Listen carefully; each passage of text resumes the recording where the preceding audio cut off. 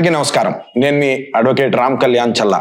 నిన్న తాండూర్ బస్సు ప్రమాదం ఏదైతే జరిగిందో 21 మందిని బలిగొంది. అయితే నిన్నటి నుంచి నేను చాలా పొలిటీషియన్స్ కానీ మీడియా వాళ్ళు కానీ కవర్ చేసిన చాలా వీడియోస్ చూశాను.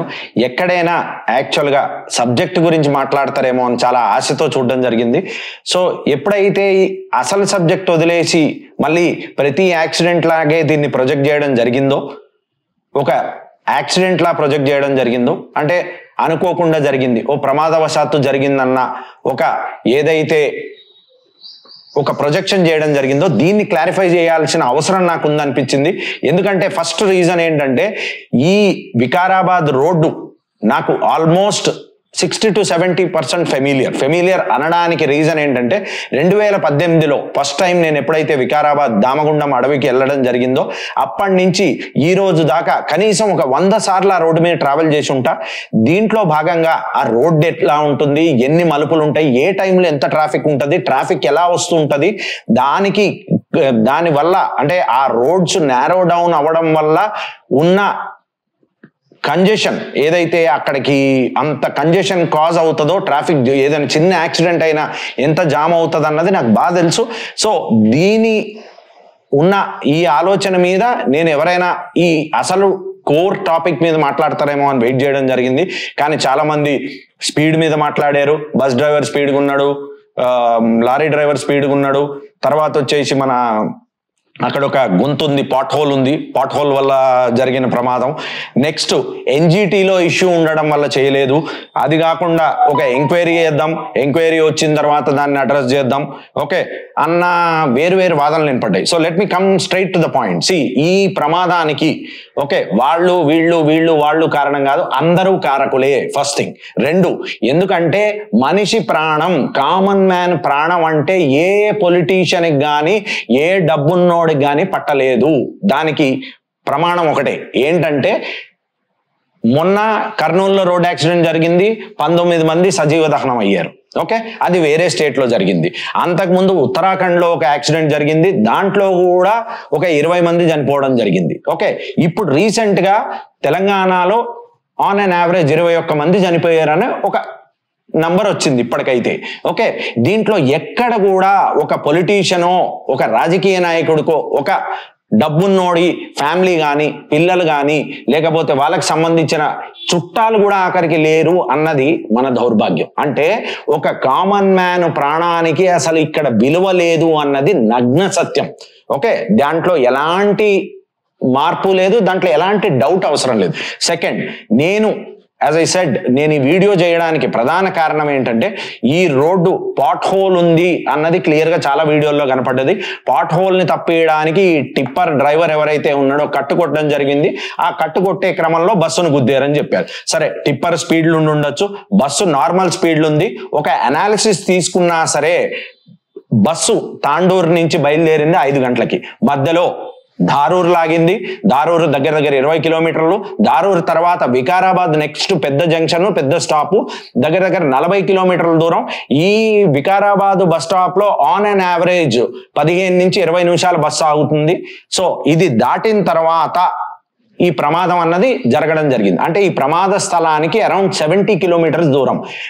5 గంటలకి బయలుదేరిన బస్సు ప్యాసింజర్లను ఎక్కించుకుంటూ 6:30కి ప్రమాదానికి గురైంది అంటే 70 కిలోమీటర్ల దూరంలో ప్రమాదానికి గురైందంటే on an average speed of the bus is around 50-55. General accidents పంచనామాలో కానీ ఒక ఆర్టీఓ రిపోర్ట్స్ లో కానీ 2 బస్సుల స్పీడ్ కంపేర్ చేస్తారు. ఎప్పుడైనా సరే 2 ఈక్వల్ స్పీడ్ హై స్పీడ్ ఉన్నప్పుడు ఇంపాక్ట్ ఎక్కువ అవుతుంది.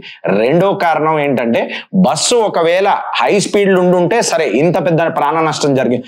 Bus on an average 50-55 speed ఉన్నప్పుడు ఒక లారీని చూసినప్పుడు ఇంత ఎక్స్పీరియన్స్డ్ ఒక గవర్నమెంట్ ఆర్టీసీకి సంబంధించిన డ్రైవరు లెఫ్ట్ కి తప్పియడానికి గోతులు లేవు, ఏమీ అది లేదు. చాలా ప్లేసులు ఏంటంటే రోడ్డుకిను మామూలు గ్రౌండ్ లెవెల్ కి చాలా డిఫరెన్స్ ఉంటుంది. రోడ్డు లెంగ్త్ చూసుకుంటే అంటే ఈ డిస్టెన్స్ లో మీరు చూసుకుంటే అలాంటి పరిస్థితి లేనప్పుడు డైరెక్ట్ గా లారీ వచ్చి బస్సును గుద్దింది. బస్సు ఏ మాత్రం తప్పియలేదు. మనం పిక్చర్ చూస్తే తెలుస్తుంది క్లియర్ గా. బస్సు ఆల్మోస్ట్ మధ్యలో ఉంది, రోడ్డుకి మధ్యలో ఉంది. అక్కడి నుంచి లారీ మొత్తం బస్సును చీల్చుకుంటూ వెళ్ళింది. ఓకే, ఇప్పుడు మనము ప్రమాదానికి స్పీడ్ కారణం, ఇద్దరు స్పీడ్లు ఉన్నారన్న వాదన కూడా ఒక నిమిషం పక్కన పెట్టేస్తే అసలు దీనికి మెయిన్ కారణం ఏంటో నేను చెప్తాను. దీంట్లో ఇప్పుడు as I said Damagundam forest లో ఒక విఎల్ఎఫ్ రాడార్ స్టేషన్ అన్నది 2010 నుంచి ప్రపోజల్ ఉంది. 2022లో ఎప్పుడైతే దాని మీద స్టేటస్ కో ఎత్తేయడం జరిగిందో ఆ రోజు నుంచి ఈ ప్రాజెక్టు పని మొదలెట్టడానికి రెడీ అవుతూ వచ్చింది. అయితే మొన్న కాంగ్రెస్ గవర్నమెంట్ పవర్లోకి రాగానే ఇమీడియట్ గా ల్యాండ్ పేపర్స్ హ్యాండ్ ఓవర్ చేయడం జరిగింది. పనులు హుటాహుటిని మొదలవ్వడం జరిగింది. ఆన్ అన్ యావరేజ్ ఇప్పుడు మొన్న మేము కోర్టుకి సబ్మిట్ చేసిన రిపోర్ట్ లో కూడా ఆన్ అన్ యావరేజ్ ఒక 20 to 30% of the work is done. So work జరిగింది అన్నది ఒక్క నిమిషం పక్కకు పెట్టేస్తే ఈ వర్క్ కావాల్సిన మెటీరియల్ కానీ, ఐరన్ కానీ, బ్రిక్స్ కానీ, సిమెంట్ కానీ, ఇసుక కానీ, కొంచెం క్వారీస్ అవి ఏవో వాళ్ళు పెట్టుకుని అక్కడ చేస్తున్నారు. కానీ I think the major material which has to come for this project is through this Vikarabad Hyderabad highway. ఎందుకంటే హైదరాబాద్ ను మించిన పెద్ద టౌన్ ఏమి, పెద్ద సిటీ ఏది దగ్గరలో లేదు. And Hyderabad is very accessible. ఈ రోడ్డు ద్వారా ఇవేవైతే మనం సో కాల్డ్ ఈ విఎల్ఎఫ్ రాడార్ స్టేషన్ కి సంబంధించిన ఏవైతే ఎక్విప్మెంట్ కానీ, ఈ హెవీ ట్రక్స్ కానీ ఇవన్నీ ఇదే రూట్ లో రావడం జరుగుతుంది. అంతేకాకుండా దీన్ని పర్యవేక్షించడానికి వేరు డిపార్ట్మెంట్, ఫారెస్ట్ డిపార్ట్మెంట్ కావచ్చు, నేవీ డిపార్ట్మెంట్ కావచ్చు, మీకు బయోడైవర్సిటీ కావచ్చు, వీళ్ళందరూ కూడా అదే రూట్ నుంచి ట్రావెల్ చేసుకుంటూ రావడం జరుగుతుంది. అయితే దీంట్లో ఒకప్పుడు అంటే ఈ విఎల్ఎఫ్ స్టేషన్ వర్క్ కమెన్స్ కాకముందు 20% ఉన్న ట్రాఫిక్ 40%, 50%, 60% కూడా పెరిగే ఛాన్స్ ఉన్నది. దీంట్లో భాగంగా ఏదైతే ఈ సింగిల్ రోడ్డు ఉందో దీని మరామత్తులు మాత్రం ఏ కోశాన పట్టించుకున్న పాపానికి పోలేదు. సో దానివల్ల ఏం జరిగింది, ఎక్కడికక్కడ గోతులు గాథలు. ఇప్పుడు 20 బళ్ళు వెళ్లే దగ్గర 60 బళ్ళు వెళ్ళినప్పుడు రోడ్డు మెయింటెనెన్స్ అన్నది చాలా హై లెవెల్లో పెరిగిపోతుంది. ఎందుకంటే మెయింటెనెన్స్ అన్నది 10 రోజులకోసారి చేసేది రోజుకోసారి 2 రోజులకోసారి చేయాల్సిన పరిస్థితి. ఇలా చేసిన దాఖలాలు ఎక్కడ లేవు. Everyday they are some road accidents involved in this. So దీని బేసిస్ లో చూసుకుంటే గవర్నమెంట్ ఏదైతే ఉత్సాహం చూపించిందో ల్యాండ్ రాగానే పవర్ లో, కాంగ్రెస్ పార్టీ పవర్ లోకి రాగానే ఏదైతే ఉత్సాహం చూపించిందో ల్యాండ్ హ్యాండ్ ఓవర్ చేయడానికి, ఆ ఉత్సాహం అన్నది ఎక్కడ కూడా దానికి కావలసిన అంటే ఆ విఎల్ఎఫ్ స్టేషన్ కి కావలసిన ఇన్ఫ్రాస్ట్రక్చర్ ఉందా? ఎందుకంటే ఒక చిన్న కుండలో ఓ పెద్ద పైప్ నుంచి మీరు నీళ్లు పోస్తే 2 నిమిషాల్లో పగిలిపోద్ది. అది చిన్న బేసిక్ కాన్సెప్ట్. అట్లాంటిది ఒక రాడార్ స్టేషన్ కట్టడానికి దానికి కావలసిన ఎక్విప్మెంట్, దానికి కావలసిన విజిటర్స్ వెళ్ళడానికి రోడ్డు మాత్రం అంతే ఉంది. అదే రోడ్డు ఒక సామాన్యుడు, ఒక స్కూల్కి వెళ్ళే పిల్లడు, ఒక ఉద్యోగానికి వెళ్ళే మహిళ, ఓ కళ్ళు కనపడని ముసలి వాళ్ళు అదే రోడ్డుని షేర్ చేసుకుంటుంటే ఈ బళ్ళు వెళ్ళే స్పీడ్ కి, ఈ బళ్ళుకున్న సైజుకి, ఇది క్యారీ చేసే స్ట్రక్చర్స్ కి కామన్ మ్యాన్ అసలు పురుగు కింద సమానం. అంటే దాని కింద పడితే ఒక పురుగులాగా అయిపోయింది. అది ఏ రోజుకి ఆ రోజు జరుగుతున్నా సరే గవర్నమెంట్లు ఎక్కడ పట్టించుకున్న పాపానికి పోలే. ప్రాజెక్ట్ ఇంపార్టెంట్, దేశంలోనే 2వ అతిపెద్ద విఎల్ఎఫ్ స్టేషను దానివల్ల జరుగుతుందంటే ఫస్ట్ నుంచి నా వాదనల్లో ఒకటే, మనం విఎల్ఎఫ్ స్టేషన్ కట్టుకోవద్దని కాదు, విఎల్ఎఫ్ స్టేషన్ బరాబర్ కట్టుకోవాలి. మనం విఎల్ఎఫ్ స్టేషన్ కావాలి, మన తెలంగాణ ప్రపంచానికి తలమానికం కావాలన్నది ఎంత ఇంపార్టెంటో ప్రతి ఒక్క ప్రాణం ఈ ప్రమాదంలో చనిపోయిన ఆన్ యావరేజ్ ఒక 20 ఫ్యామిలీల్లో ఓ తల్లి, ఓ చెల్లి, ఓ కొడుకు, ఓ తమ్ముడు, ఓ అన్న, ఓ తాత, ఓ నాన్న పోగొట్టుకున్న వాళ్ళు శిథిలం అయిపోయి వాళ్ళు బతకడానికి ఇంకొక పర్పస్ లేకుండా బతుకుతారు. 3 అమ్మాయిలు, ఒకే కుటుంబానికి చెందిన 3 అమ్మాయిలు చదువుకి వెళ్తున్నారు అనుకున్న వాళ్ళు తిరిగి రాని లోకాలకి పోతే ఎలా ఉంటుంది? మీ ఫ్యామిలీలో జరిగితే ఎట్లుంటది? దీన్ని ఒక ఇమోషనల్ ఇంటెలిజెన్స్ అంటారు. అంటే నాకు జరిగితే నేను ఎట్లా ఫీల్ అవుతానో అన్ని ఫీల్ అయ్యే రోజు వచ్చిన రోజే ఈ సిస్టమ్ మారుతుంది, ఈ బ్యూరోక్రాట్స్ మారుతారు, ఈ పొలిటీషియన్స్ మారుతారు. అంతేగాని నాదేం పోయింది, నేను ఓటేసినా, నాకు నచ్చినోడికి వేసే పైసలు వేస్తే రేపు పొద్దున పోయేది నీ పిల్లలు, నీ సొంత ఇల్లు అన్నది ఈ రోజుకైనా జనాలు రియలైజ్ కావాలి. ఎందుకంటే చాలా మంది నన్ను అడిగారు, ఈ రోడ్డుకు సంబంధించి సేవ్ బనియన్ అని ఒక ఎన్జిఓ సంస్థ ఈ బనియన్ ట్రీస్ ని కొట్టద్దు అన్న వాదనతో ముందుకు వచ్చింది. ఇది మన దామగుండం ఫారెస్ట్ ఫైట్ మొదలెట్టిన తర్వాత వచ్చింది. చాలా మంది నన్ను అడిగారు, నువ్వు సేవ్ బనియన్ ఎందుకు గెలవని. నేను సేవ్ బనియన్ తో గెలవడానికి, ఈ రోడ్డు ఎక్స్పాండ్ చేయడానికి ఈ బనియన్ ట్రీస్ తీయకపోతే ఈ రోడ్డు ఏ రకంగానూ ఎక్స్పాండ్ కాదు. ఇది కానప్పుడు జనాల ప్రాణాలని పణంగా పెట్టి చెట్లుని కాపాడే బదులు చెట్లుని రీలొకేట్ చేసుకుని ఆ ఫస్ట్ ఏదైతే రోడ్డు ఉందో దాన్ని డెవలప్ చేయాలి. ఎందుకంటే రోజు ప్రాణాలు పోయేది. ఈ రోజు ఏమైందంటే అత్యంత బాధాకరమైన 21 మందిని పోగొట్టుకున్న 21 మంది ప్రాణ నష్టం జరిగింది. ఈరోజు ఎన్ని ఫ్యామిలీలు చిన్నాభిన్నం అయిపోయినాయో. అందుకోసం నేను ఏ రోజు సేవ్ బనియన్స్ అన్న దాంట్లో ఏ రోజు కూడా ఇన్వాల్వ్ కావడం జరగలేదు. అండ్ దాన్ని ఇప్పుడు బూచిగా చూపించి ఒక మినిస్టర్ గారు మాట్లాడుతూ ఈ ఇష్యూ ఎన్జిటీలో ఉంది, ఎన్జిటీలో ఉండడం వల్ల మేమేం చేయలేకపోదా. నిజంగా చెప్పాలంటే హైదరాబాద్ అప్పా నుంచి మొదలెట్టి వికారాబాద్ దాకున్న స్ట్రెచ్ చూసుకుంటే మీరు గట్టిగా చూస్తే ఏవి పక్కన ఉన్నవి చాలా తక్కువ. ఇప్పుడు ఏ రూట్లో అయితే తాండూరు నుంచి బస్సు వచ్చిందో, వికారాబాద్ టచ్ చేసుకుంటూ వచ్చిందో, ఈ రూట్ లో చూసుకుంటే మీకు అక్కడో చెట్టు సగం చెట్లు ఆల్రెడీ వచ్చినాయి, సగం చెట్లు ఆల్రెడీ చెదలు పట్టున్నాయి, సగం చెట్లు కొమ్మలు కొట్టేసి ఉన్నాయి. సో ఈ రకంగా జరుగుతూనే ఉన్నాయి. అంటే ఎక్కడెక్కడో ప్యాచెస్ లో ఉన్నాయి తప్ప మిగతా రోడ్ అంతా క్లియరే ఉంది. ప్యాచెస్ లో ఏదైతే ఒక దగ్గర ఒక 1/2 కిలోమీటర్ ఒక దగ్గర చెట్లు ఉన్నప్పుడు వీళ్ళు ఏదైతే సేవ్ బనియన్స్ అన్నోళ్ళు ఎన్జిటికి పోయి ఎన్జిటి రీసెంట్ గా అడిగింది ఏంటంటే, అసలు మీరు ఏ బేసిస్ లో ఈ చెట్లని రీలొకేట్ చేస్తారు, ఈ సైంటిఫిక్ మెథడ్ ఏంటని అడిగింది. ఓకే, ఇంకా అది పెండింగ్ ఉంది. గవర్నమెంట్స్ నిజంగా ఒక వాదన వినిపించి కరెక్ట్ గా రీలొకేట్ చేసే ఇది మేము సైంటిఫిక్ పద్ధతి అని గవర్నమెంట్స్ నిజంగా టైమ్లీ రెస్పాండ్ అయ్యి ఉండుంటే ఈ రోజుకి రోడ్డు ఎప్పుడో ఎక్స్పాండ్ అయ్యేది. That is not the reason. First the. Second, ఎక్కడెక్కడైతే బనియన్స్ ఉన్నాయో ఆ ప్యాచ్ మాత్రం అక్కడ మాత్రం వదిలేసి మిగతా రోడ్డు వైడనింగ్ చేసుకుంటూ వెళ్ళడానికి ఎలాంటి అభ్యంతరం లేదే. ఇప్పుడు మనం సిటీలో చూస్తే ఒక రోడ్డు 100 ఫీట్, పోనీ 100 కాకపోయినా ఒక 60 ఫీట్ రోడ్డు సడన్ గా పోయేటప్పుడు 30 ఫీట్ రోడ్డు అవుతుంది. ఎవడో ఇల్లు ఉంటుంది, ఎవడో పొలిటీషియనో, ఎవడో సర్పంచో, ఎవడో కార్పొరేటర్దో, ఇంకెవడదో వన్ చుట్టందో ఎవడదో ఇల్లు ఉంటుంది.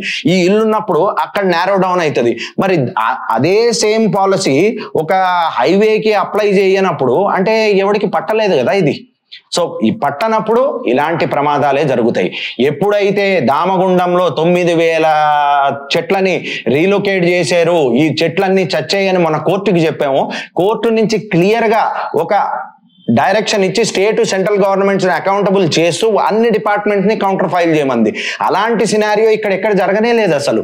ఎందుకంటే వాళ్ళు ఎన్జిటిలో ఉందన్న ఒక రీజన్ చూపించి రోడ్డుని ఎక్స్పాండ్ చేయలేదు తప్ప ఎన్జిటిలో ఉన్నదాన్ని నువ్వు త్వరితగతిన గవర్నమెంట్ లీడర్లు తలుచుకుంటే అది పెద్ద పనేం కాదు. అంటే మీరు ఒక రీజన్ చూపించి మీరు తప్పించుకుందికి ఈరోజు ప్రాణాలు పోయినా యాక్సెప్ట్ చేయకుండా ఉండడానికి చేసిన పని మాత్రమే. ఇంకొకసారి ఈ వీడియో ద్వారా నేను చెప్పదలుచుకున్నది ఏంటంటే, ఈ పైన ఇవన్నీ చూపించి ఒక జరిగిన ప్రమాదాన్ని కప్పిపుచ్చే ప్రయత్నాలు చేయకండి. ఓకే, ఎంత కప్పిపుచ్చినా దీంట్లో ఫ్యాక్ట్ ఏంటంటే, ఈ రాడార్ స్టేషన్ కోసం మీరు ఏదైతే ఎక్విప్మెంట్ తీసుకెళ్తున్నారో, ఏదైతే ఎక్విప్మెంట్ అక్కడికి వెళ్తోందో, వీటిలన్నిటికీ డిపార్ట్మెంట్స్ అందరూ బాధ్యులే. వీళ్ళ నెగ్లిజెన్స్ వల్ల డిపార్ట్మెంట్స్ అయినా అడగాల్సి ఉండే, గవర్నమెంట్ అయినా ఇంత ప్రతిష్టాత్మకంగా తీసుకున్న ప్రాజెక్ట్ కి సప్లై కన్స్ట్రక్షన్ కి ఇంత మెటీరియల్ ఈ రోడ్ నుంచి వెళ్లాల్సి వస్తుంది అన్నది దృష్టిలో పెట్టుకుని, దాన్నే కదా ప్లానింగ్ అంటారు. అంటే ఒక ప్లానింగ్ డిపార్ట్మెంట్, ఒక R&B రోడ్స్ చూసుకోవాల్సిన వాళ్ళు, ఒక మినిస్ట్రీ, ఒక సీఎం, ఒక పిఎం, ఇంతమంది మినిస్టర్లు, ఇంతమంది ఎమ్మెల్యేలు, ఎంపీలు ఉండగా ఒక సామాన్యుడు మనానికి గ్యారంటీ లేనప్పుడు ఈ సిస్టమే వృధా. దేనికి మనం కాపాడుకుంటున్నాం ఈ సిస్టమ్?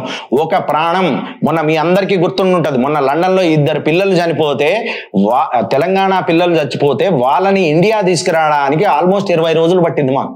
ఎందుకంటే ఆ ప్రమాదం వాళ్ళ కార్లు గుద్దుకుని వాళ్ళు చనిపోయినా సరే ఎలా జరిగింది ప్రమాదం అన్న దాన్ని 1-2 సార్లు వాళ్ళు చెక్ చేసుకుని పోస్ట్ మార్టం 2 సార్లు కండక్ట్ చేసి అప్పుడు వాళ్ళు నిజంగా ఇది ప్రమాదమే అని ధృవీకరించిన తర్వాత 20 రోజులకి వాళ్ళ డెడ్ బాడీస్ ఇండియాకి వచ్చినాయి. అంటే ఒక దేశంలో ఒక స్ట్రాంగ్ వ్యవస్థ ఉండాలంటే ఫస్ట్ ప్రాణానికి విలువ ఉంటేనే ఆ వ్యవస్థకి ఏమైనా విలువ. అసలు ప్రాణాలకే విలువ లేనప్పుడు ఒక కామన్ మ్యాన్ చచ్చిపోయినందుకు రీజన్స్ ఎత్తుకుతాం, మేము ఎంక్వైరీ చేస్తాం, రోడ్డుకి బొక్కున్నది, ఇవన్నీ ఉన్నవే. Okay, but the fact of the story is మనం అసలు వదిలేసి చుట్టూ తిరిగినంతసేపు మీడియా ఛానల్స్ కానీ వాయిస్ రైజ్ చేసేటోళ్ళు కానీ నిజంగా ఈ ప్రాణాల గురించి వరి అయిన వాళ్ళు కానీ వీళ్ళందరూ ఎప్పుడైతే మాట్లాడడం కరెక్ట్ పాయింట్ మీద మాట్లాడరో టాపిక్ ఆటోమేటిక్గా డైల్యూట్ అవుతుంది. ఒక ఎక్స్గ్రేషియా ఇస్తే నిజంగా దాంట్లో ఉన్న 3 పిల్లలు పోగొట్టుకున్న వ్యక్తి అవసరమైతే ఆస్తి అమ్మిస్తాడు 3 పిల్లల్ని తిరిగిస్తే. సో నేను అనేదల్లా ఏదైతే ఈ ప్రమాదం జరిగిందో let's make governments accountable for it. మీకు నేను ఈ వికారాబాదు, పరిగి, తాండూరు, చేవెళ్ళ సంబంధించిన ప్రజలందరికీ నేను రిక్వెస్ట్ చేసేదల్లా ఒకటే, మీ ప్రాంతానికి మీ అడవులు పోయినా మీ చెట్లు పోయినా మీకు ఏం పట్టలేదు, పర్లేదు, నో ప్రాబ్లం. కానీ ఒక్కటి గుర్తుపెట్టుకోండి, ఈ ప్రాజెక్టు అయ్యే లోపుని ఇంకెన్ని ప్రాణాలు పోవలసి వస్తుందో. మీకు ఆక్సిజన్ గురించి బెంగలేదు, ఎప్పుడో గాలి పోతుంది, ఎప్పుడో ఆక్సిజన్ పోతే ప్రాణం పోతుంది అన్న పరిస్థితిలో మీరు ఉన్నారు. కానీ నా రిక్వెస్ట్ అల్లా గాలి పీల్చడం కూడా సెకండే. ప్రాణంతో బతికుంటే గాలి పీల్చడం, గాలి పీలిస్తే బతికున్నట్టు. సో నా రిక్వెస్ట్ అల్లా మీరందరూ ఇప్పటికైనా సరే దీని గురించి సీరియస్గా ఆలోచించాలి. మీ భావితరాలకి ఇది మీరు కల్పించే ఒక రక్షణ చర్య. మీరు నిజంగా వాళ్ళని ప్రొటెక్ట్ చేసుకునికి ఈ స్టెప్ మీరు తీసుకోవాలని కోరుకుంటూ, నా వంతు ఎవరికైనా ఇక్కడ అన్యాయం జరిగిన వాళ్ళకి ఎవరికైనా ఎలాంటి సాయం కావాలన్నా 24 గంటలు ఎప్పుడైనా సరే నన్ను రీచ్ అవ్వచ్చు. చాలా మంది దగ్గర మీ ఏరియాలో చాలా ఊళ్ళల్లో చాలా విలేజర్స్ దగ్గర నా నంబర్ ఉంది.